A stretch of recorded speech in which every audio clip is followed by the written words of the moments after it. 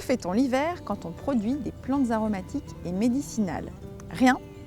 Que de la compta? Non, ça ne nous met pas trop en joie. On va plutôt faire de l'administratif, un peu de compta, de la transformation, de l'ensachage, de la vente, des livraisons. Et surtout, et ça nous met en joie, on va penser à la saison qui vient.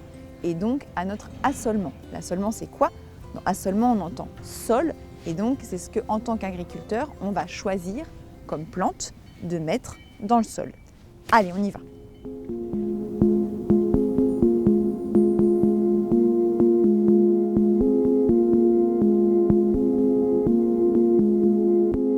L'hiver, c'est le moment où l'on se pose et où tout agriculteur va réfléchir à ce qu'il va mettre en culture. Et c'est ça qu'on appelle l'assolement, cette organisation de plan cultural. Et ça, c'est conditionné par quoi? Alors, ça peut être conditionné par des dimensions économiques de rentabilité, comme un agriculteur qui va décider de mettre plus de blé, plus de maïs, plus de colza. Ça peut aussi être conditionné par des aides publiques. Par exemple, si on va plus percevoir d'aides si on met des légumineuses. Pour par exemple des gens comme moi qui produisent des plantes aromatiques et médicinales, ça va être est-ce que j'ai envie d'avoir davantage de lavande, de thym, de sauge, par exemple si j'ai un contrat avec un laboratoire pour fournir cette lavande. Mais au-delà de ces facteurs politiques, économiques, qui sont en fait des éléments extérieurs, ce qu'il faut bien comprendre, c'est que le fondamental pour l'assolement, c'est le sol. Donc un des éléments fondamentaux pour ce sol, pour cet assolement, ça va être la texture du sol par rapport aux plantes qu'on va vouloir y mettre. Est-ce que ces plantes ont besoin d'un sol sableux ou est-ce qu'elles ont plutôt un biotope naturel qui va être argileux, limoneux? Et donc la texture de notre sol, ça va conditionner les plantes qu'on va choisir d'y implanter. Donc là, par exemple, on voit que j'ai un sol qui a une assez bonne teneur en argile tout de même, parce qu'il se tient. Petit rappel pour les néophytes, je sème une graine, je plante un plant. Un autre élément fondamental, ça va être la structure du sol.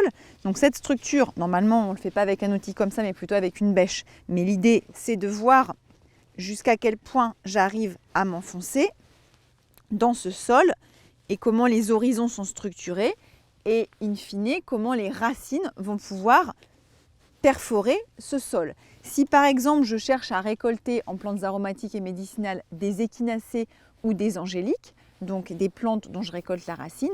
Si ce sol il est tassé, évidemment que ces racines ne vont pas pouvoir bien perforer. Donc là, ça ne va pas être avantageux pour mes récoltes. Donc potentiellement, la structure du sol va aussi conditionner l'assolement. Un autre élément fondamental à prendre en considération dans l'assolement, ça va être la teneur en calcaire du sol. Parce qu'il y a des plantes qui sont calcicoles, qui aiment le calcaire, et d'autres qui sont calcifuges, qui vont détester le calcaire. Et enfin, un des autres éléments qui peut être déterminant, c'est l'exposition de votre parcelle. Et ça va déterminer votre assolement parce que ici, par exemple, on est exposé plein sud et donc il y a des plantes qui vont particulièrement aimer cette exposition-là.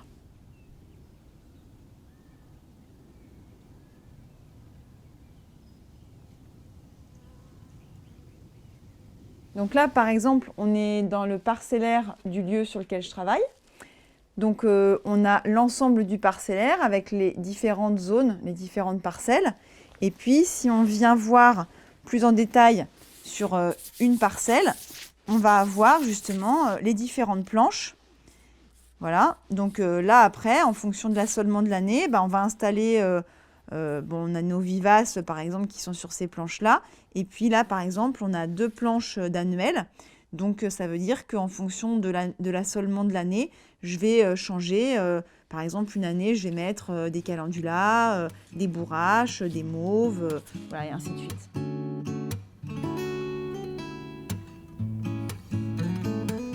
Là, on est sur une planche où sont plantées des valérianes. Ce sont des vivaces dont on peut récolter les racines en hiver.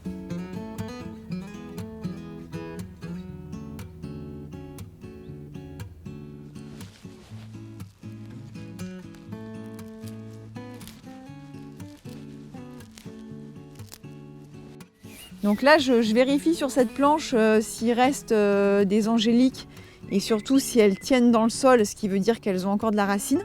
Parce qu'à cette période de l'année, il y a une grosse prédation des campagnols terrestres, donc des petits rongeurs, qui sont très intelligents. et qui savent que les angéliques, les échinacées ont des racines qui sont fortifiantes pour le système immunitaire et qui permettent de passer l'hiver.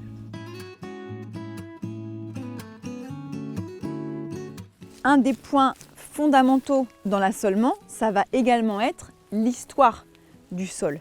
Et là, il a une manière, votre sol, de s'exprimer sur cette histoire. Ça passe par plusieurs indicateurs. Ça va être par exemple la flore bio ou éco-indicatrice. Je ne vais pas rentrer dans les nuances parce que là, ça mériterait une vidéo à part entière et il y a plein d'experts sur ce sujet.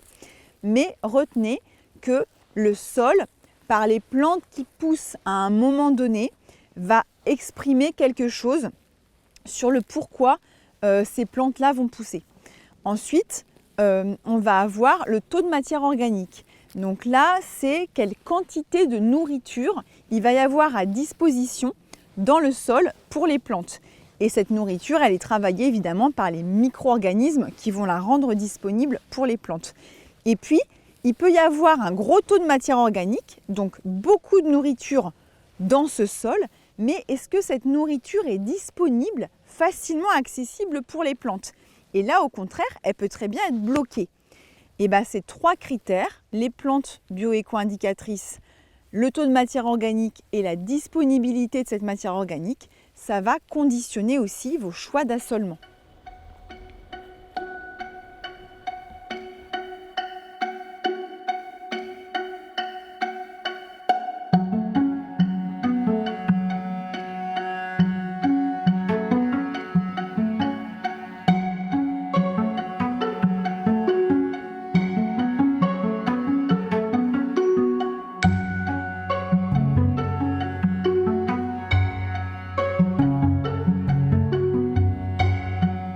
Là, on est au beau milieu du miscanthus, l'herbe à éléphant, c'est une graminée qui est implantée dans l'assolement sur 2 hectares du lieu où je suis installée.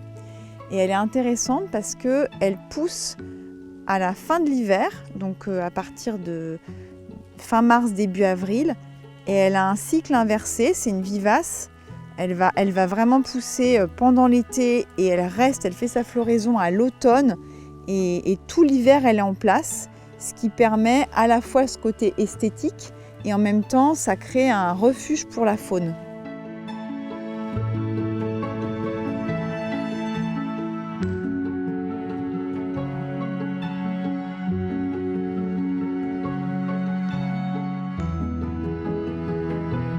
Et pour finir, dans ce choix d'assolement, on va considérer l'historique de la parcelle. Une parcelle, c'est un organisme vivant. Le sol, c'est un organisme vivant. Et donc, on va devoir observer ce qu'il y a eu avant nous. Une friche, une pâture, d'autres méthodes culturales, un choix d'installation de certaines plantes. Donc là, la notion importante qui intervient, c'est la notion de rotation, surtout si on est en agriculture biologique. Dans rotation, évidemment, on a la notion de tourner et de faire tourner. Et donc, on fait tourner quoi dans l'assolement? On fait tourner les familles botaniques. Vous vous rappelez, Lamiacées, Astéracées, Apiacées, tout ça, c'est des noms de familles botaniques. Et donc, pourquoi on va faire tourner ces familles botaniques? Pour plusieurs raisons. D'une part, parce qu'en fonction de la famille botanique qu'on va installer sur une surface, les plantes n'ont pas les mêmes besoins en minéraux, en nutriments. Et donc, on va essayer de changer d'une saison sur l'autre ces plantes pour ne pas appauvrir notre sol dans la durée. Bien qu'évidemment, il y a des manières de le réalimenter, notamment par l'apport de matière organique. Ensuite, on va prendre en considération que d'une famille botanique à l'autre, il va y avoir des ravageurs, donc des animaux, des insectes qui vont pouvoir attaquer ces plantes et que donc ils vont attaquer les mêmes plantes si elles sont de la même famille botanique. Et enfin, il va y avoir aussi la pression des maladies. Et ces maladies, elles sont effectivement aussi liées beaucoup aux familles botaniques. Par exemple, des maladies qu'on appelle fongiques ou cryptogamiques, elles vont rester dans le sol et elles vont s'attaquer aux plantes. Donc, pour avoir des plantes en bonne santé, on va essayer de limiter la présence au même endroit de la même famille botanique. Pour résumer, quand on réfléchit son assolement, on connaît son terrain évidemment, on regarde ce qui s'est passé l'année dernière, on projette ce qu'on veut pour la saison prochaine, quelles plantes en quelle quantité, et on va venir poser tout ça sur un plan. Voilà, j'espère que cette nouvelle vidéo vous aura plu et donné envie de venir sur le terrain les pieds dans les PAM. Quant à moi, je vous donne rendez-vous dans une prochaine vidéo qui sera un peu particulière et j'espère vous permettra de profondément ressentir l'hiver.